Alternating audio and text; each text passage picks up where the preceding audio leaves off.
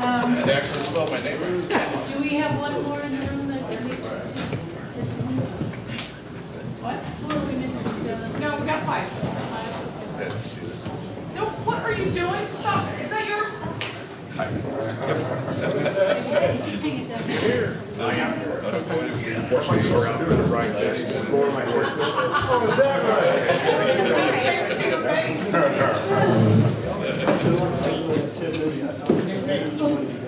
Gentlemen and panelists, thank you all for joining us this afternoon. This is, I think, probably the discussion that we've all been waiting for, to have the conversations with our sheriff's candidates. And I know that each and every one of you is a professional, as are the folks who are agreed to serve as panelists as well. And so I appreciate your professionalism and your respectful presentations and responses as we move forward. For the record, I just wanted to identify the interview guidelines. We will adhere to a strict schedule without exception. This is an interview, not a debate. No redirective questions. Candidates will be allowed 1.5 minutes to introduce themselves, and panelists are given the panelists will be given 30 seconds to pose a question, and the candidates will have a minute to respond. If time allows, audience members will be invited to pose a question as well, or the panel members may ask additional questions. This is not a forum to air personal grievances. Complex questions that require too lengthy an answer will be disqualified. Panelists will pose their questions to one candidate or all candidates, only if a yes or no answer can be given. So with that, I'd like to go ahead and ask our panelists to introduce themselves. And Larry, would you begin? Candidates, I'm sorry. Well, thank you very much, and thank you to the Veterans of Politics and to all of you for attending this afternoon. What a wonderful opportunity it is at any time to discuss those things that are important to you and to us as a community. I've just recently retired to run for the position of sheriff in the month of December after almost 28 years of service, 13 years in SWAT, 7 years as a SWAT commander. The last area of assignment, I worked in intel and in gangs, and my last area of assignment was the Inner City Area Command, Bolden Area Command, which is largely bounded by North Las Vegas in the north and Spring Mountain on the south and kind of west of I-15. But wonderful opportunity to serve there, an opportunity to bring together the community and the police department, which is something that I'm really running on, is partners with the community. Us and how we define our community, who the partners really are, which is all inclusive, and I'm just grateful to be here. Thank you very much. Thank you very much, and I understand that Mr. Lombardo is unavoidably detained. I'm not sure when he'll be here, but we'll go ahead and move on to our next individual, Mr. Martinez. And thank you for the humor, but we're going to keep this at a real professional level. Thank you. Oh, absolutely. Thank you for inviting me. Normally, I kind of like sit back and wait to see when I'm not going to be invited to any type of forum or panel. This is quite an honor. Thank you. I have been well, it would have been March, would have been 36 years as a police officer with the Las Vegas Metropolitan Police Department, but I got fired February the 10th politically. I guess they just had to get rid of me.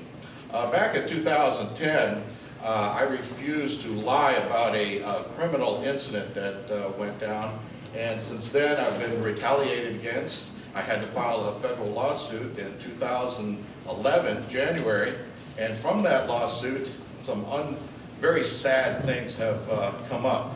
One of them being 4 unsolved murders in which LVMPD is complicit in. We're following through with that, and so is the FBI is also looking into this particular 4 unsolved murders. Thank you, Mr. Martinez. That was a minute and a half? Oh, okay. Thank you. Thank you. Mr. Moody? Good afternoon, everybody. Thank you very much, Veterans in Politics, for making this possible for all of us to come together and talk about the issues. Thank you to my fellow candidates. Anybody running for public office has my respect, and especially those who choose to show up when the public asks, when the community asks for a forum in which to discuss issues that are important to them. My name is Ted Moody, M-O-O-D-Y. My family's been in Las Vegas since 1975. My dad took a job at the Nevada test site.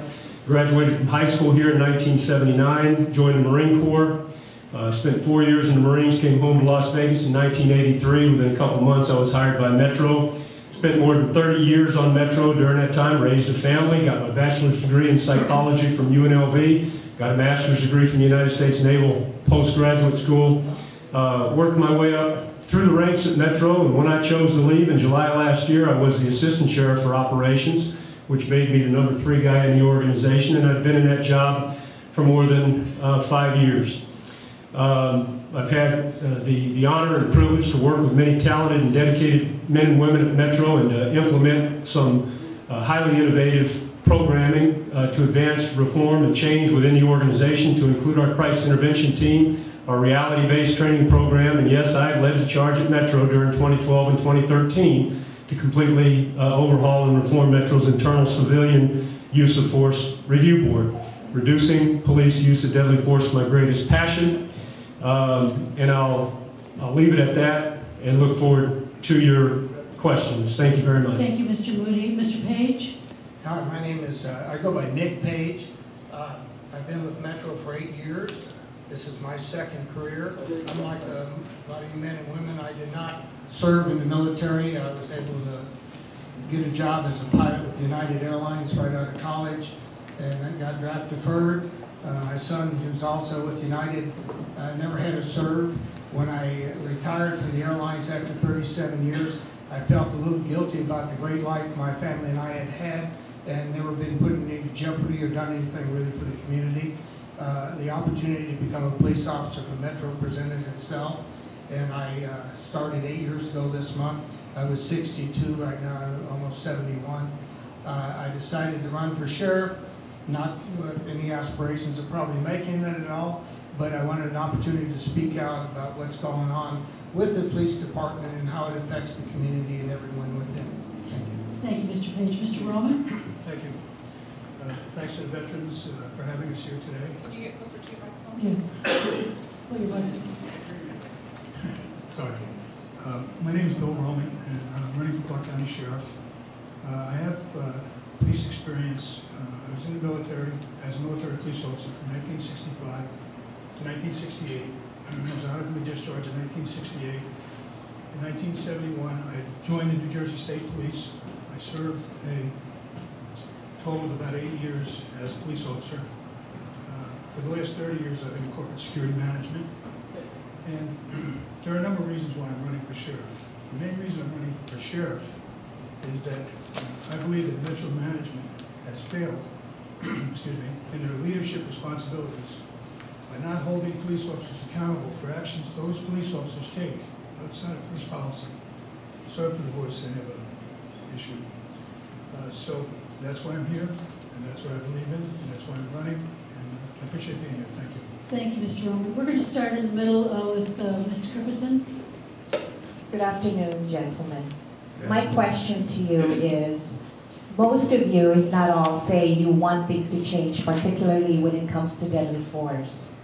Please give a specific example of a time when you would have disciplined an officer more severely than he or she was, and why you disagree with the administration's decision, and whether or not you were openly critical of that decision at the time. And where would you like that directed? To anyone? Maybe start with Mr. Burns.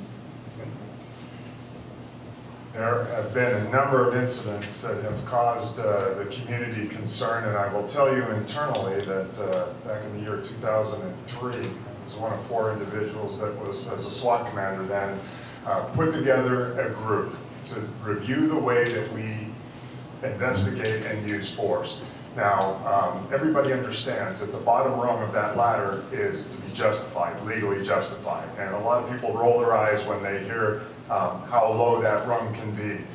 But our effort was, and I think as a combined effort, it started with 4 of us, and obviously it takes more than that to make a change, but over the years, and we beta tested a program for nearly 7 years, and I know there's only 1 minute for this, we developed the critical incident review process, which moved, and its desire is, and it's still a work in progress, to go from the bottom rung of justification to the top rung of justified and necessary as well. And but to pick out an individual time, they're all so very unique and so very complex be very difficult for me to do that, and I know I went over a minute anyway. Thank you, Sorry. Mr. Burns. Mr. Martinez?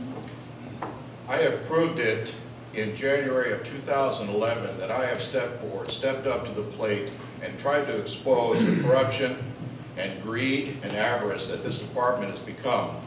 The Suave Lopez case, the Eric Scott case, the Trevon Cole case, all cover-ups. These are cover-ups that would never happen had I been sheriff at the time. This is the time to make that change. I've already started making the change. It's easy to sit up here and say, I'm going to do this and I'm going to do that. I have done it. I'm in the death throes of this federal lawsuit that's trying to expose this corruption and make that change and bring honor, integrity, trust, and truth back to this department. It's lost, it's devoid of it, and I can bring it back. Thank you very much. Thank you, Mr. Martinez. Mr. Moody? Well, very quickly, the first thing I want to say is that anytime a leader has to discipline or terminate an employee, it is extraordinarily difficult to do that. It's nothing to be proud of, and it's nothing that you want to go out and brag about. But we're short on time, so I'll tell you. The reason that I ended a 30-year, 2-month-long career abruptly in July of last year was because our newly reformed civilian internal use of force review board, made up of just the most outstanding group of citizens from within our community, the best and brightest people from within the Metropolitan Police Department you'd ever want to have, listened to 5 hours of testimony in the case of an officer who shot a young unarmed kid. The kid had nothing but a baseball cap in his hands, and 5 hours included the officer's own testimony. As the chair of the Use of Force Board, I wasn't a voting member, but I listened to all the testimony. Not only was the board's recommendation courageous and unprecedented in the history of the Metropolitan Police Department, but their decision to recommend this officer's termination was the right decision. And I quickly watched the wagons within Metro circle, and the current administration and the unions chose not to follow that recommendation. I knew that was the end of the line for me at Metro. I put my reputation on the line with all of those people. They trusted me, they believed in me, made the only right decision that anybody in the organization could have made. That's what ended my career. Thank you. Mr. Mr. Page? I have a little different perspective from it. When I was a civilian and such and never been involved with police work, I looked at things differently than I do now. Not until someone tried to stab me and my partner had to shoot him. To prevent that, did I see how things can happen from nothing to a critical incident in just a matter of seconds. As far as disciplining other officers, I haven't been on any boards, so I really haven't gotten into all the details of what's happening. I do know that when you have a committee of the board, and one of the things that Ted Moody's group, when they do come back with a recommendation, I don't think they came back with it lightly. And I think if you're going to have a group and someone that you turn to for advice and someone to help you, you need to stick with them. In that case, I think that they were wrong. But on many others, I couldn't say because I really wasn't involved. But I do know it's a lot different reading it in the paper or hearing it on the news than standing there and have somebody trying to take your life. Thank you, Mr. Page. Mr. Roman? Yes. Ultimately, it's the sheriff's responsibility to end someone's employment who's been involved in an officer-involved shooting. We had the Stanley Gibson shooting in December of 2011, and it was a recommendation by our federal government that the police officers should de-escalate shootings. And last year we had 11 officer-involved shootings, 3 of unarmed citizens. In October, one of our citizens was shot by a police officer, and I won't go into the details of it because I don't have a whole lot of time. But the outcome is, here we are 6 months later, and Metro management is still struggling with this. They still haven't terminated that police officer's employment. If you watch the video, it's almost impossible to watch that a police officer could do those kind of things. A police officer like that should not be on the team. He should have been terminated well before now. And that would be my position. Were I sheriff, I would terminate that officer's employment. I'll do that right now. If I become sheriff and that officer is still working on the police department, I'll terminate his employment. Can't be part of the team. Thank you, Mr. Roman. Mr. Hensey, do you have a question? Yep. If elected, what are your goals? Can you just name 2 goals, each of you? So we'll start with Mr. Burns. two goals that each one of you will go on. The two goals that, as I think through those, that would be most important to me, I've got 5 of them, so I'm just trying to pick out the top 2.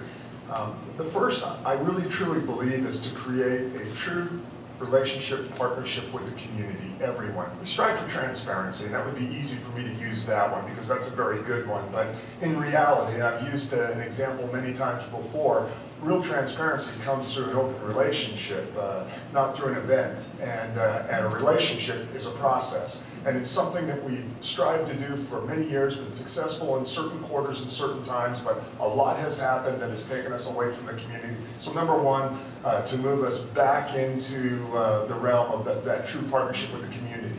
And number 2, and you've just discussed it, to create fact-based, timely investigations as it relates to use of force investigations. It's been well said here. 12 months or 15 months later to get a response as to what occurred and why it occurred leaves so much to be desired. There is really no answer immediately. People forget the case. I even have to think of them as they're being said, which one that was. So to be fact-based, to be timely, to be fair and unbiased on both sides moving forward creates credibility within the organization, creates credibility within the community, and that creates, and it's very responsive to that first point of mine, to have that open transparency partnership that we all talk about, that we feel could be strengthened certainly. Thank you, Mr. Burns. Mr. Martinez. Number 1, I am going to be a constitutional sheriff. I'm already a constitutional peace officer. I've invented this word, Constitution Restoreless, because the word constitutionalist implies some kind of rebel, some kind of activist, some kind of militant. So I am a Constitution Restoreless. That's what I would bring to the department. I would require each and every uniformed officer to have my little pamphlet here. It's the Constitution of the United States and the Bill of Rights. That will be mandatory for him or her to have that in his front pocket. They will remember what the Constitution is about. They will be constantly reminded what the Constitution and the Bill of Rights is, because this police department has violated our citizens' rights and especially our employee rights on a continual basis. That will change. Number 2, I'm going to remove the word race. The word race is going to be removed from that police department. Race has no position or validity in any police department. This police department is extremely prejudiced. I know. I'm a minority. My federal lawsuit is based on being discriminated against. 2 things, constitutional sheriff and the word race will be removed from the police department. Thank you, Mr. Martinez. Mr. Moody? I'm going to give you the 2 goals, and then I'm going to spend the remainder of my time talking about the first one. Number 1, my greatest passion, reducing police use of deadly force, has to happen through training and through appropriate accountability. Number 2, we've got to deal with Metro's budget, reduce administrative overhead, lean out certain administrative cost centers, and deal with police union contracts as opposed to going after new taxes and demanding more money from the taxpayers. By the way, I alone from Metro publicly spoke out against doing just that. Now, because Las Vegas presents such a uniquely challenging policing environment, we have to, and I commit that we will develop the most innovative, realistic, consistent training aimed at reducing police use of deadly force of any organization in the United States, bar none. And we will develop, which we have the foundation for already, all it's missing is support from the top, and it'll get it under me, the most collaborative, transparent, constructive, fact-based process for the review of police deadly force incidents of any organization in the United States, period. Thank you, Mr. Moody. Mr. Page? Leadership and trust. I try to restore both of those in this department. There's no leadership. There's a lot of managers and there's a lot of administrators in the upper echelon. There are no real leaders.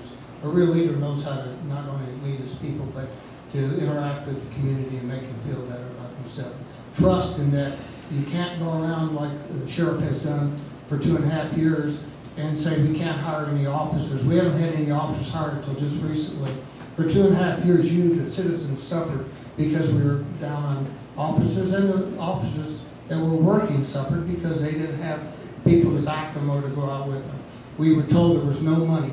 I was for the more cops tax initiative. I feel that the most you get for your tax dollars are your local tax dollars. Your police, your fire, your libraries, your schools, your parks. I don't feel like I get the bang for the buck at the federal level.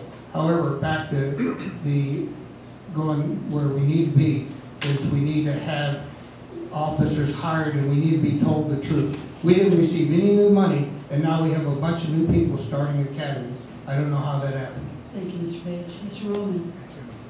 Public safety and ensuring that the police department understands that they're in the business of saving lives, and they go hand in hand. Public safety it's absolutely essential to enrich the lives of our citizens. Being in the business of saving lives is absolutely critical also, simply because without that frame of mind, without that mindset, your police officers not held accountable, will not perform as they should. And when they don't, they have to be held accountable. So how you achieve that, public safety, is treat citizens with civility and with respect. And I'm not sure a police department does that currently, and that's fault of management. Metro management has to be held accountable. Everything that happens in that department. And right now, they're not held accountable. So they're freelancing in some cases and doing pretty much what they want in some cases. I would stop that from happening. Public safety has to be the number one priority. Thank you. Thank you very much. Mr. Yepko. Okay, thank you. This question is for all panelists. If you'll indulge me for a moment. A long time ago in my life, I was a police officer. First job out of college, and I did it for about 5 years. And as you said, Mr. Page, it really opened your eyes. My question is, as a deputy sheriff years ago, what was the worst thing I heard when I got to a scene? What took you so long? So my question is, if the average person complains about response time, how or can we reassign veteran officers from any other detail within Metro to put back on a uniform, say 1 day a week, and answer calls with less experienced officers? I'm not against those who are ambitious or have earned their detail, their promotion, but if most do just that on New Year's Eve on the Strip, why won't it work just 51 days the rest of the year, Friday or Saturday night, when calls for service are the highest? If that idea or innovation doesn't make sense, I'd ask you to offer your own concerning response time. Well, you know what, why don't we start? I was going to suggest starting in I just wanted to be fair with the time, but... Mr. Roman, why don't you start? We'll reverse the Well, it's very difficult to understand as civilians and citizens how our police department works.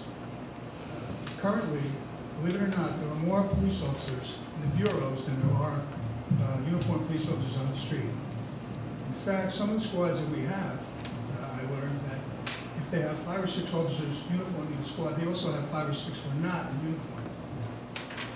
And I got this from the police department themselves by requesting the information. So how does that work for citizens? How does the response time get better? You know the old saying, you know, when minutes count, when seconds count, the police officer are only minutes away. And how do you improve that? Well, I think we have to really look at how many officers are actually on the street, what they're actually doing. Do police officers visit convenience stores? Do they visit businesses and actually become acquainted with the people who own those businesses, become acquainted with the citizens who are competing? And I talked about it. I talked to police officers who I like. Told me there's no time. You have to make time. There's just no way to get around it. You have to make the time, and you have to make the police officers available. So, too many police officers in the bureau? Perhaps. Too many police officers on horseback, riding motorcycles? Perhaps. What we need to do, as the sheriff and I would do this, using the management group to help me, is to find out why so many police officers are in the bureau. That can't be right. You can't have more police officers in the bureau than you have on the street. How do you serve the citizens in that way? Thank you, Mr. Roman. Mr. Page? I'm a patrol officer at Enterprise. we don't have 5 or 6 other guys that are in uniform there. We have 10 on our squad. We're down to about 8 because 2 people are injured. Your idea of bringing officers in 1 night a week, I think, is excellent. The only problem is people ask me about going on a ride alone. I can't tell you whether most calls are going to be on Friday or Monday or Sunday or Saturday. It's just very hard to determine when things are going to happen. It isn't for like a New Year's or a holiday, 4th of July, that kind of thing. At the department, detectives get paid 8% more. I've never been able to understand that. They do only one job, and the patrol officer does every job. The patrol officer is the first one on the scene, the first one that does things. They tell you that the patrol is the most important part of the department, unless you screw up, and then they say, we're going to send you back to patrol if you're a detective. We need to figure out a way to eliminate calls. We have some sergeants that call. If you call and say the music's too loud at your neighbor's house, but you don't want to do anything about it, well, we're not going to send anybody out there. We need more sergeants that will counsel those kinds of calls. But your idea is correct, and his is too. I think we have way too many people in the Bureau, and not near enough people in the street. Thank you very much. Mr. Moody?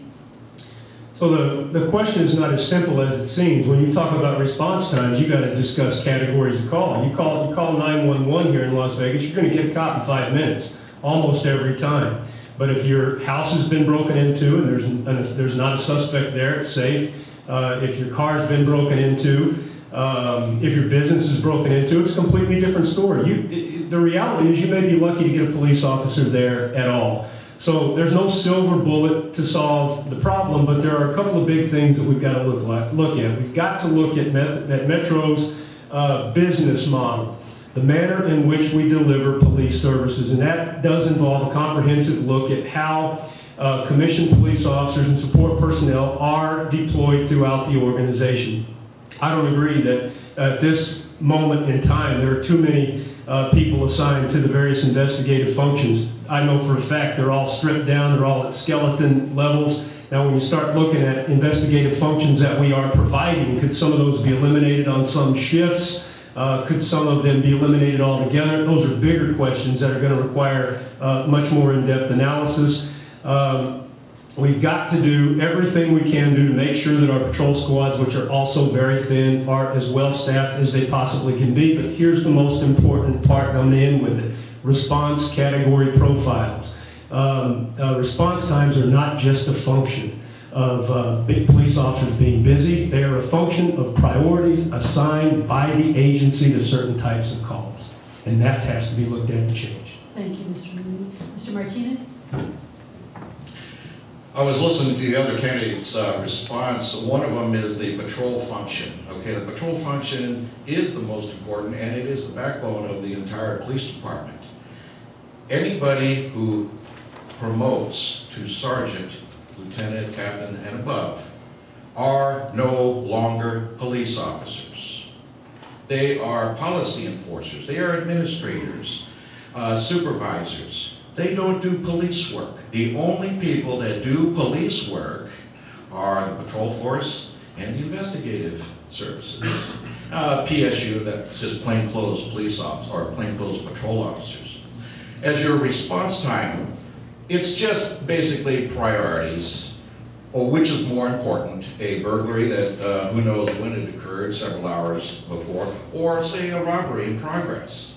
And the response time will vary somewhat, but understand in the police system, that lovely communication system that we have, it has a built-in 5-minute time lapse before anybody is even dispatched.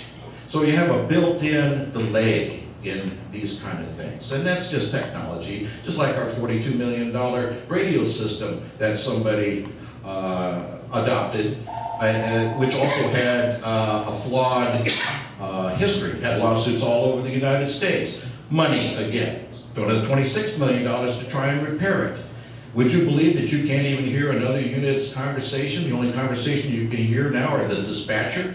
Oh, you got technology that's getting right in the way. Now, do we have lots of ticket writers in the traffic bureau? Yes, we do. Do we have people now or are ordered not to respond to non-injury traffic collisions? Yes, we do. So let's take some of those profit revenue generators in the traffic bureau and have them respond to traffic accidents and properly report those things. Cutting the only profit section in the police department, the traffic section, is the profit section. Never cost any police department a dime, technically. If you take some of them, remove them from the ticket writing revenue writers and have them respond to traffic accidents, you're way ahead. And patrol officers can respond to traffic accidents, non-injury ones, and take a report. This jazz of not being able to respond to a traffic accident is BS. It's mismanagement. The management needs to be replaced or go to prison. And that would be my solution. Mr. President, before you answer, just want to clarify one thing that you brought up, Mr. Moody and Mr. Martinez. I'm looking at crimes in progress or serious felonies. I'm not talking about a broken mailbox or something, as you said, needs to be prioritized. I'm looking at serious felonies. Two people are fighting. One's got a gun. Somebody just shot somebody. A rape. A burglary in progress, etc. So my response time is, glad to see them when they show up. But how are they going to show up when we don't have enough of them? And Michael, thank you. Thankful, as you went through your question the first time, I found myself processing that and wondering about the viability. But I come back to this. In the way before that, in the 90s, and then as the century turned, we were fighting with this same kind of concept and problem, that we were having difficulty being everywhere that we needed to be. On any given day of the week, if we have a barricade situation, and it seems as though we have them almost daily now, certainly a couple of times a week, that sucks resources for perimeter control, etc., that are extensive. And then on a night where perhaps we're lightly staffed already in the valley, we are really in trouble. And we go to another level of call screening so that we're hitting just the most emergency of the emergent calls that are coming in. Here's the deal, folks. So the community got together and said, we've got to get more cops. They decided to do it the More Cops Initiative way. Enacted a $0.25. The idea was to put almost 600 additional cops on the street. Now, rather than get lost in the number of it, we had never ever been able to reach that 2.0 per 1,000 permanent residents, which is kind of the minimum standard recognized nationally. We couldn't get there. We were in the sometimes the 1.5 realm, the 1.6 realm earlier on, but we couldn't get there. When More Cops was passed and when things were good, we got to 2.1. We're at 1.6 now, 1.69. And we're headed south of that very, very rapidly. In fact, no matter what anybody says, I'm here to tell you, as a commander that dealt with the training, from the time you put those people into an academy and you get them so they're really fully trained, they can handle everything, because these patrol officers are professionals in their own right, every bit what a detective is in their individual area of expertise. But these individuals, it takes 2 years to get there.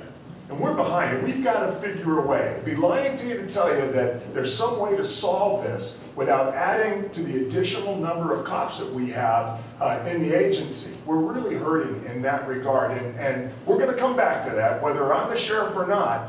And I think we have. And I think we're right there where people are scratching their head. And I think everybody at this table and this election has a lot to do with it. That those who hold the purse strings of Metro are realizing that it's twofold. Metro we're picking skin off the bones now, but Metro has to do that, absolutely, completely. But also, we've got to find a way to sustain with a revenue stream those additional positions that will, on any night of the week, put us in a position to be able to protect our city, and that's what you want and deserve. Thank you. Rhonda Gibson. Hi, everybody. Thanks for coming here today.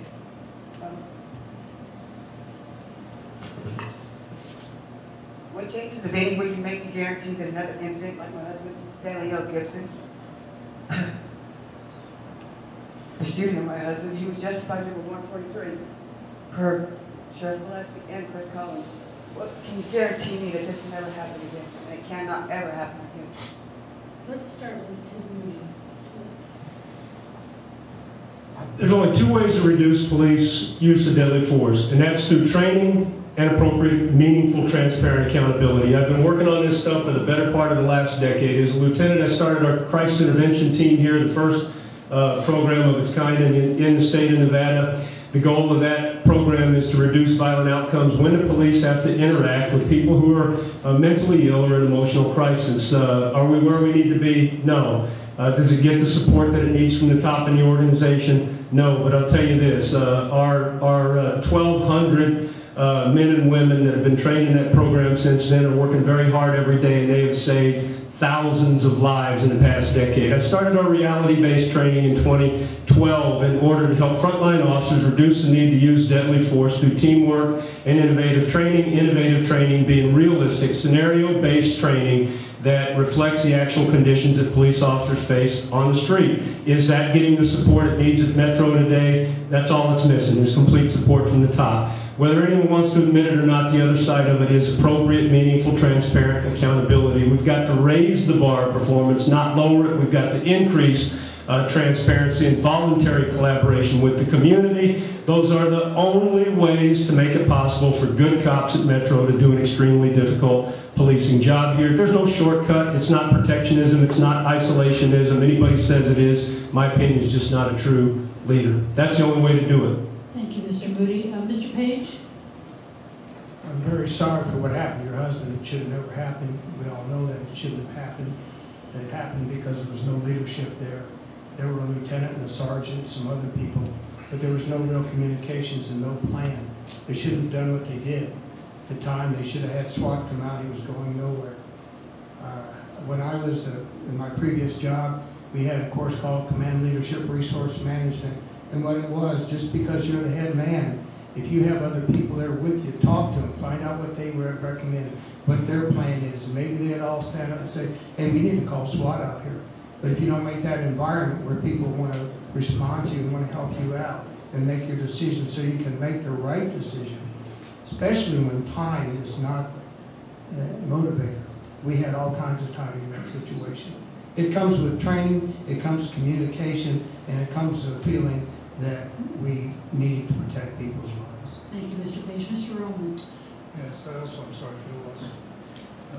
In my opinion, training and transparency have nothing to do with this.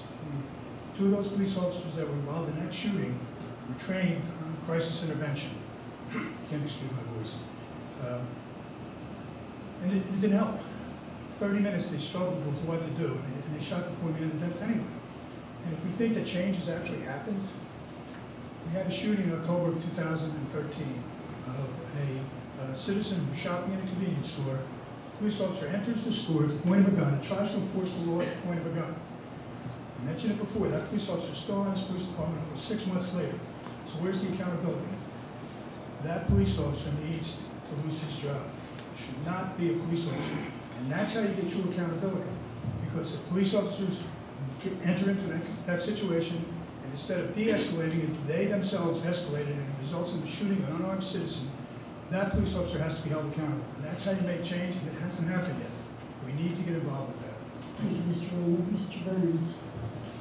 And I too, I'm so sorry for your loss. There are very few cases that I have looked at from front to back, beginning with the morning of that tragic incident, over and over again, to include probably every week now of my life. I consider the facts and circumstances of that particular case. Here's the deal, and it's been said, and it really was the purpose of critical incident review to begin with, was, not to get rid of the individual that used the force, because by then the force has been used and you can't bring the person back. But it was to be able to educate a police department in all of those critical incidents that we have, and we have them weekly, or many more times than weekly. We have them often. And to be able to review them and push out that information in a training format and fashion of what was done and errors that were made, because frankly we're human beings and we make errors all the time. I've made so many. As a SWAT commander for 7 years, I couldn't count the errors that I made and got away with it for the grace of God, that nothing bad happened to anyone, and I was able to get through, but not because of something that I personally did. We're human beings. But what we must do, and what I insist on, is that every man and woman that works at Metro, like I have done for the 28 years and many more than that, because I was raised this way, it wasn't something that the police department gave me, is a transpositional form of leadership where you treat those people, whether you pull them over for a speeding violation or you've got them barricaded because, and I'll tell you, your husband was failed by a mental health system in this community that is a mess. And that makes me as sick as anything else, because in the efforts where the patrol officers had tried to get him help prior to that, it wasn't given to him, and that's a killer to me. Do you know how many veterans we have that come home from these blasted wars after multiple deployments and the troubles that they struggle with? It's in the national news again now. We've got to do something, and as the sheriff, I'll lead that charge to ensure that we get in and create the kinds of fixes that the police department does not have the monopoly on. But to be a partner in that, we've got a responsibility to do that. But we've got to stop the incident from happening. Afterwards, 20/20 hindsight, it's happened, it's done, and it will be what it is. But it won't take away the grief that you have felt every day for the last 2 years and 4 months. It does not take that away by the time that it happens. So it's in training, and it's in the partnership in the mental health community, dealing with those individuals who are struggling for an hour or 2 or 4, so that it does not result in deadly force. And I'm so sorry. Thank you, Mr. Bruce. Mr. Martinez. I think basically everybody's beating around the bush. The major issue here is truth. Truth. It's all based on truth. And accountability, sure. There is no truth here. There is no truth. Now, as preventing something like that from happening and having your husband in that type of situation, I'm sorry for him, and I'm sorry he got put in that situation. I have personally spoken with the individuals involved in that particular shooting, that fatal shooting. You know what? Nothing was done wrong except they brought in a supervisor that broke the rules. He became tactically involved in that situation. The plan was good to remove your husband from that car. The supervisor arrived and said, I am the lieutenant and I am in charge and you will do what I say. That plan got messed up. That officer that shot your husband did nothing wrong, given the circumstances. He was not given the information from that supervisor to do what he was supposed to do. That was a mistake, and it was a very sad one. And they tried to, at least for the public's sake, penalize that supervisor for getting involved. What did they do? They just demoted him. And then they promoted him again. Now he's a sergeant. Okay? There's something wrong here, all right. The first thing that I'm going to do is remove this entire administration because they all drank the Kool-Aid. We have no administration, we have no leadership, and I won't even say we do. We have an administration that has drank the Kool-Aid, are corrupt, trash, and I will replace them. Thank you, Mr. Martinez. Karen? Thank you, gentlemen, for joining us here today and allowing us to scrutinize you so publicly. I only have one statement, and it's to Mr. Martinez directly. I'm very well versed on the facts of the case, and to say that Jesus Arabello did nothing wrong is categorically false. That's all I have to say. Do I get to respond? Oh. Mr. Pajonas? Ron's got another question.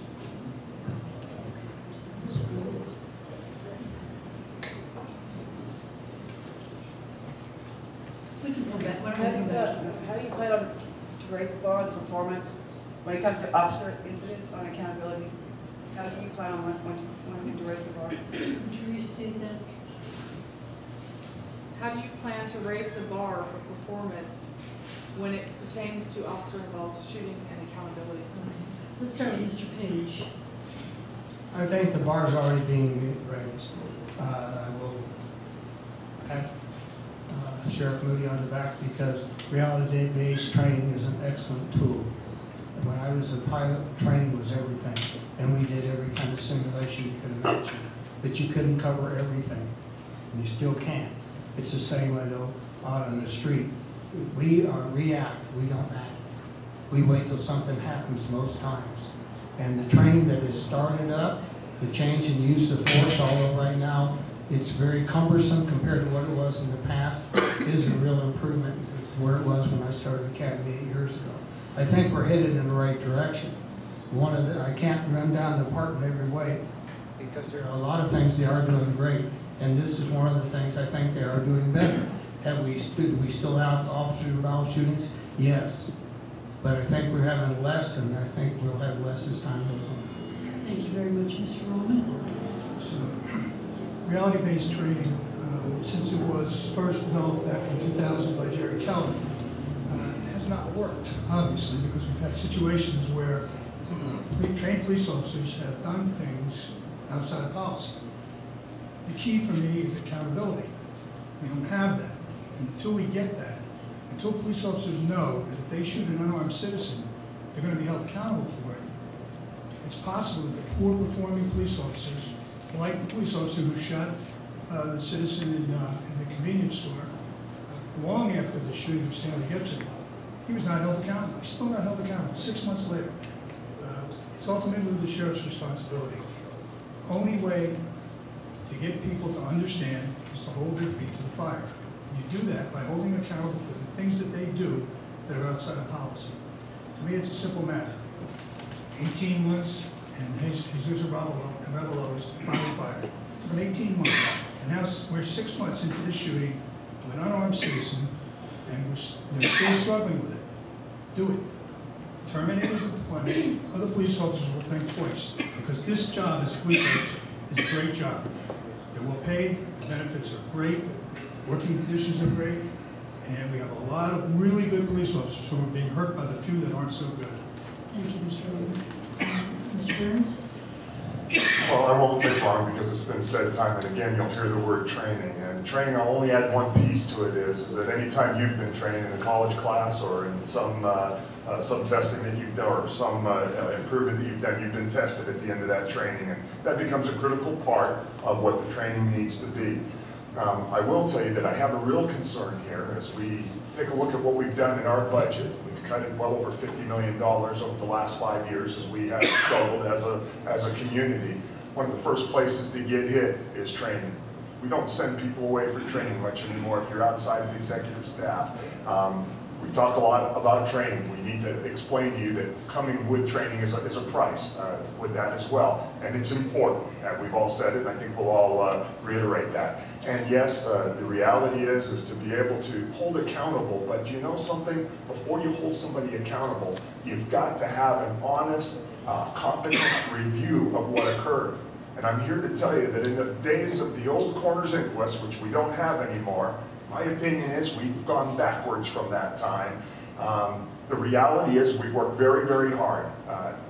Sheriff Moody, myself, others have worked very, very hard to bring about some transparency in terms of the investigation, that we truly do go beyond justified to necessary and look at it in that way. We'll tell you that for many, many years, decades of our career, that was missing. That component was missing. And it's still not there today in the way that it should be.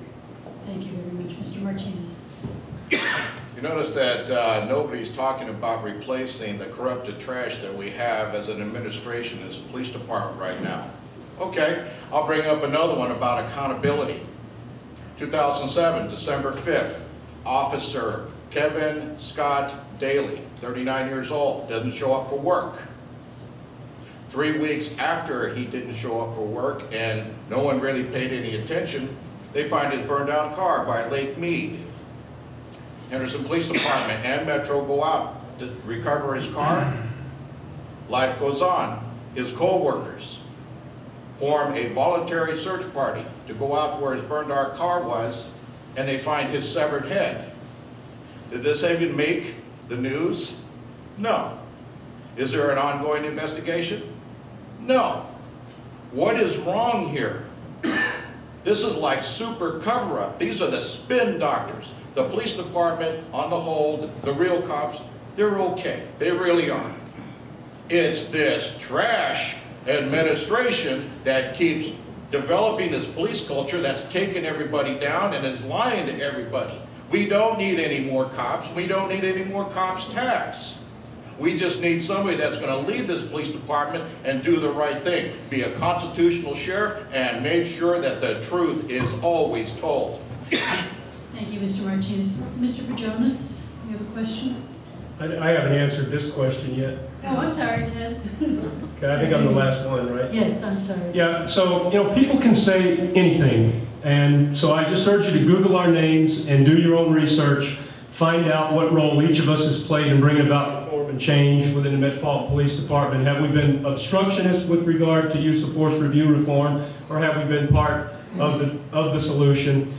I want to say to the men and women of the Metropolitan Police Department, listen, you have nothing to fear from a system, a process for the review of police use of deadly force incidents that is stable, credible, independent, unbiased, free from political interference of any kind, that raises the bar and increases transparency and voluntary collaboration with the community. You have everything to fear from a system that is defined and characterized by protectionism and isolationism, and lowers the bar and impedes transparency. This is the trajectory that the Metropolitan Police Department is on. You don't want the future that comes along with that. Now, that said, the vast majority of cases, our officers use deadly force and their actions are above reproach.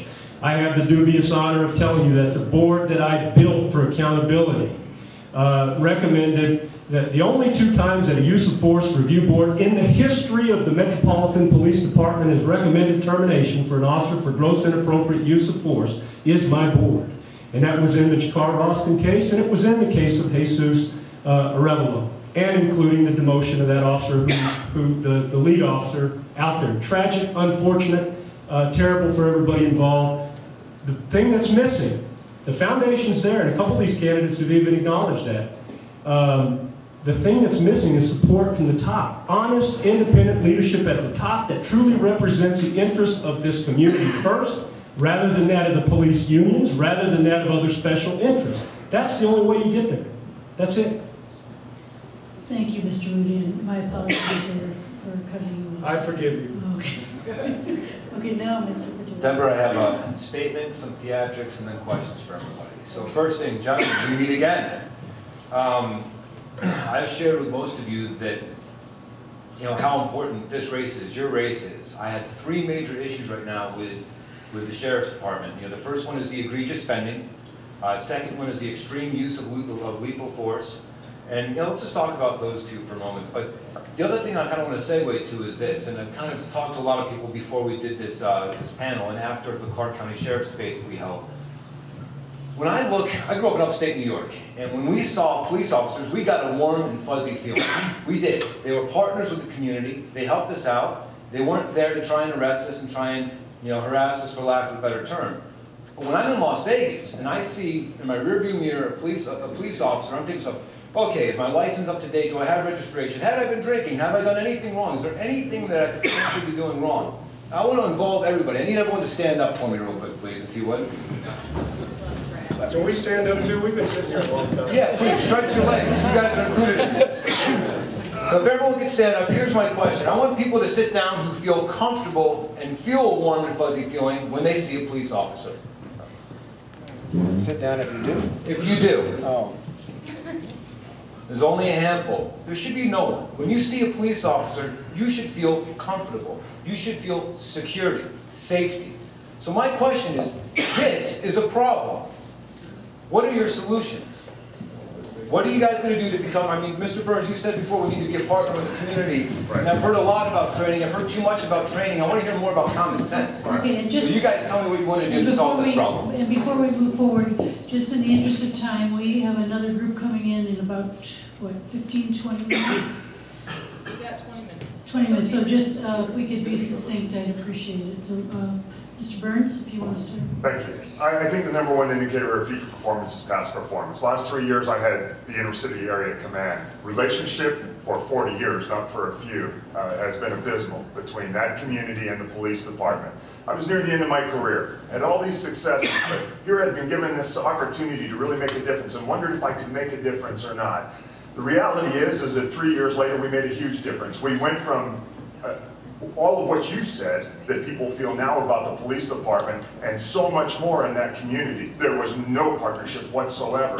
But something that was said to me as I met with the individual leaders of that community, and it was very interesting to me. And the reason I sat down when you said, do you feel comfortable? And I realize it's because of my experience with Metro, but let me tell you this.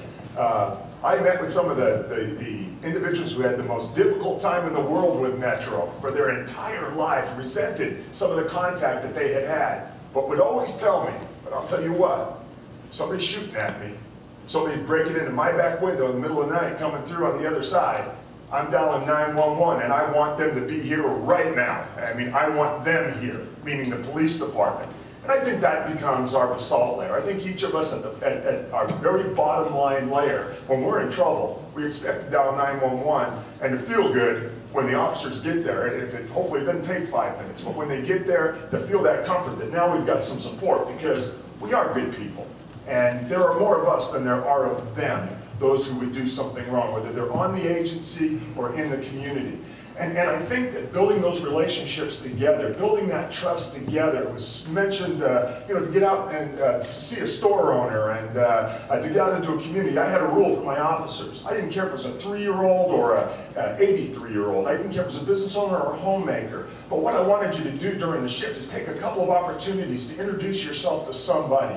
Not because you got a call there, but just because they're there. And let them know who you are. Give them one piece of information about yourself that you normally would never give to anybody else. What your favorite sport is, what your favorite show is, whatever. It didn't matter to me. It didn't matter.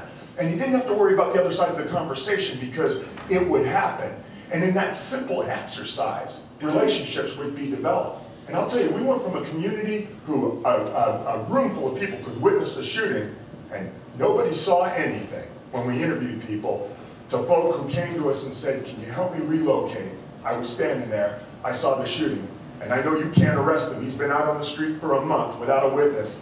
I'll be your witness, and I'll testify. That's a quantum leap for a 3-year period of time, and it's real, and I'll go along with that. Number one indicator of what the future is going to be like is what you have done in the past, and this is the recent past. Thank you very much. Mr. Martinez? Started out again with truth. Truth, accountability, and exposure. The only way that anybody could ever feel warm and fuzzy again when a police officer or black and white pulls behind you is to know that they're truthful, they're honorable, they have integrity and trust. That's the basis. I've been a police officer for 40 years in the trenches, enforcing the law, hands-on. No one on this panel right here has as much experience as I have, actual police experience. I define experience as knowing a lot of things you shouldn't do. And lying to the public about anything from the police department will cause that warm and fuzzy feeling never to come over you if you have an encounter with a police officer. Because you don't know what's behind those eyes. You don't know what they're going to do because you have a corrupt